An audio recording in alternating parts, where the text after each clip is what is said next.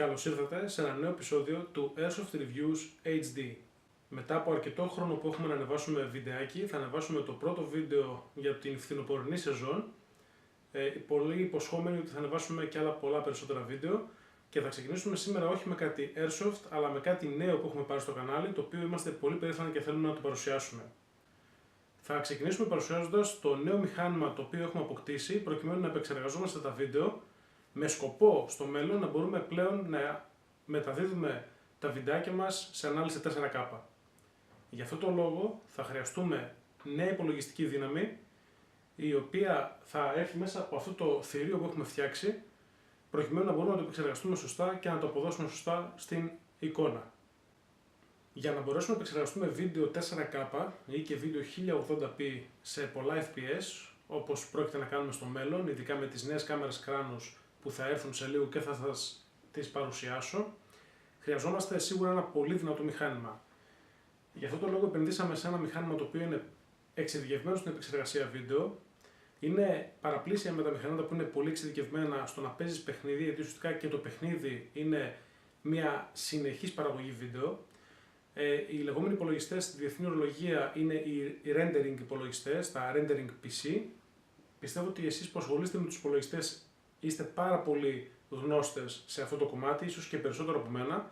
Παρ' όλα αυτά, για αυτούς που δεν γνωρίζουν, αλλά ακόμα και για αυτούς που γνωρίζουν έτσι και για την παρουσίαση, θα σας κάνω μια ξενάγηση μέσα στο μηχάνημα για να σας δείξω τι ακριβώς έχουμε τοποθετήσει. Και στο μέλλον θα δημιουργήσουμε μια μικρή ακαδημία για το πώς μπορείτε να παράγετε και εσείς τα βίντεο σας, να τα επεξεργάζεστε σε προγράμματα που χρησιμοποιούμε και να τα ανεβάζετε στο YouTube για να γίνετε κι εσείς πιθανότατα ένας ανερχόμενος YouTube καναλάρχης. Θα ξεκινήσουμε με την παρουσίαση του υπολογιστή, ξεκινώντας από το εξωτερικό κομμάτι και τα εσωτερικά εξαρτήματα και γιατί επιλέξαμε όλα αυτά τα εξαρτήματα.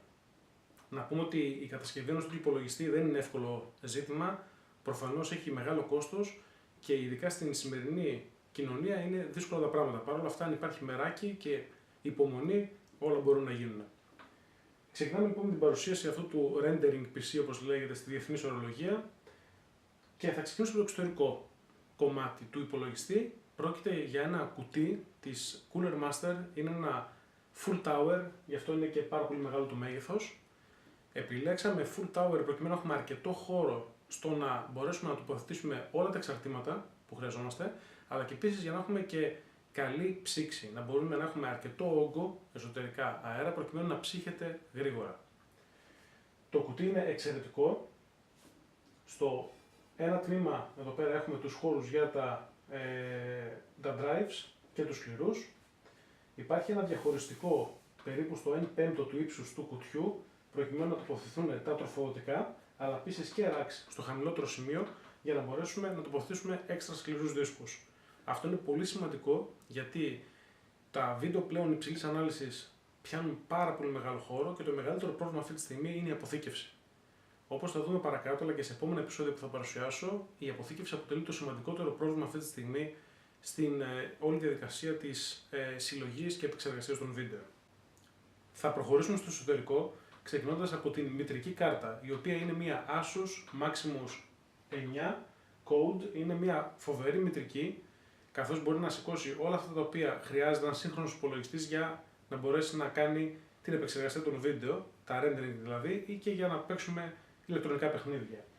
Σε αυτή τη μητρική μπορούμε να τοποθετήσουμε μέχρι και 64 GB RAM, τα οποία είναι υπέρ αρκετά αυτή τη στιγμή για να μπορέσουμε να κάνουμε rendering και να εφαρμόσουμε οποιασδήποτε άλλες εφαρμογές όπως είναι το Photoshop ή το After Effects ή το Sony Pro Vegas, που θα δείξουμε σε επόμενα επεισόδια πώς μπορούμε να τα δουλεύουμε. Πάνω στη μητρική έχουμε τοποθετήσει έναν πανίσχυρο επεξεργαστή, είναι ο i7 7700K. Το K σημαίνει ότι είναι ένας επεξεργαστής που μπορεί να υποστεί overclock και αρκετά υψηλό overclock προκειμένου να ανεβάσουμε ακόμα περισσότερο τις επιδόσεις του υπολογιστή. Επειδή πρόκειται για έναν επεξεργαστή ο οποίος μπορούμε να κάνουμε αρκετό overclock, διαλέξαμε να τοποθετήσουμε και υδρόψυξη.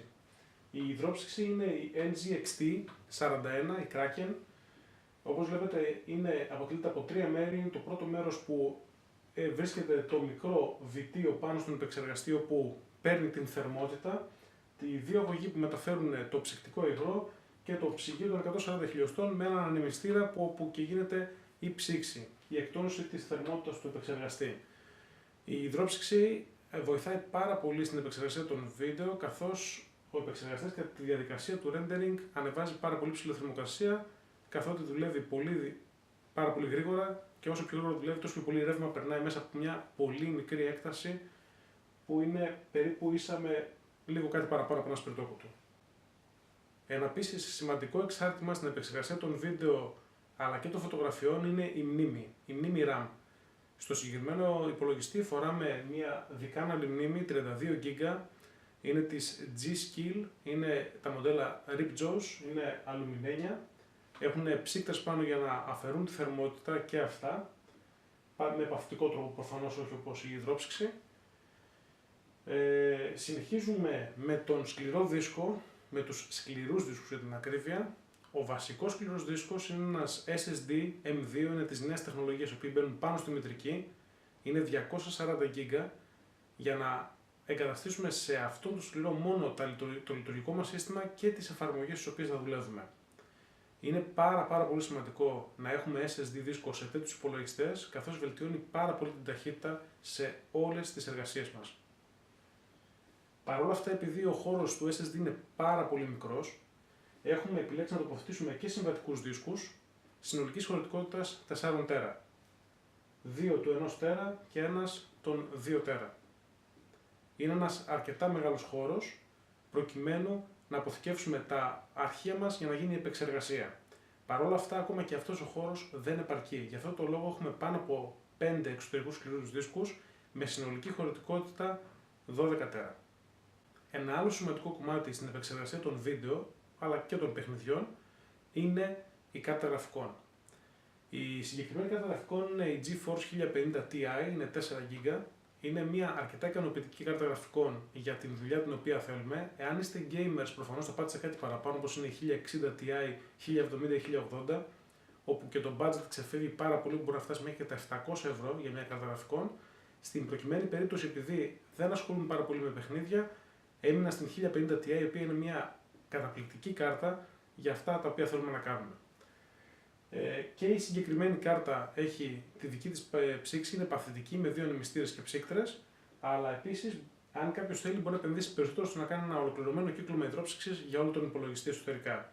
Παρ' όλα αυτά, δεν πήγα σε αυτόν τον κόπο γιατί είναι κάτι το οποίο ήταν ήδη υπερβολικό. Καθώς, όπως θα δείτε στο βίντεο, ο υπολογιστής διαθέτει 4 ανεμιστήρες συν την υδρόψυξη. Τέλος, για να μπορέσει να τροφοδοτηθεί όλο αυτό το σύστημα, έχει τοποθετηθεί ένα τροφοδοτικό 850W, το οποίο είναι full modular, δηλαδή έχει βυσματάκια τα οποία μπορούν να αφαιρεθούν, μπορούμε να τα χρησιμοποιήσουμε με οποιοδήποτε τρόπο. Υπάρχει πληθώρα καλωδίων στα οποία μπορούμε να προσθέσουμε ό,τι έξτρα χρειαζόμαστε για να μπορέσουμε να τροφοδοτήσουμε με ρεύμα. Είναι πάρα πολύ σημαντικό να χρησιμοποιήσουμε ένα ποιοτικό τροφοδοτικό για να μπορέσουμε να έχουμε σταθερή λειτουργία του υπολογιστή και να μπορέσει να ανταποκριθεί το τροφοδοτικό ανά πάσα στιγμή σε περιπτώσεις έντονου φορτίου, που κατά τη διάρκεια της επεξεργασίας στο βίντεο είναι κατά κύριο λόγο σε έντονο φορτίο ο υπολογιστής, προκειμένου να μπορέσει να ολοκληρώσει την επεξεργασία των βίντεο.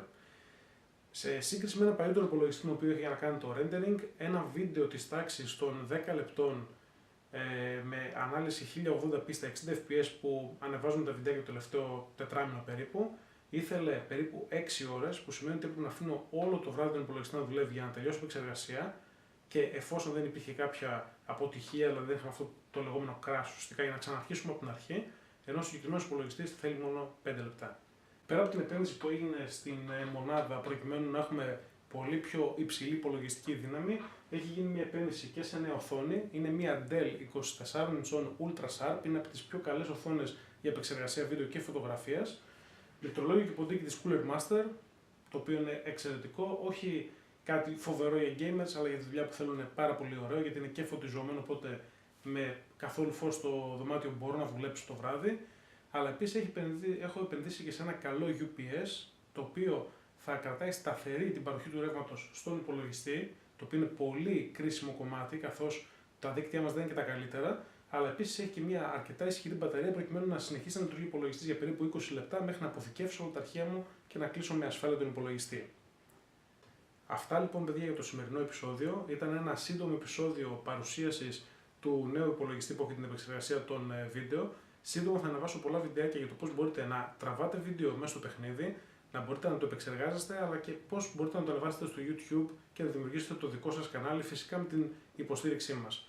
Είναι πολύ σημαντικό, όσο περισσότερο γίνεται από εσάς, να συμμετέχετε σε αυτό το κομμάτι προκειμένου να κάνουμε το άθλημα ακόμα καλύτερο και πιο γνωστό στον κόσμο και να δείξουμε ότι πρόκειται για ένα άθλημα, πρόκειται για κάτι το οποίο το κάνουμε μέσα από την καρδιά μας, προκειμένου να περάσουμε καλά, αλλά και επίσης να βγάλουμε αυτό που έχουμε μέσα μας, αυτό που νιώθουμε για το Airsoft.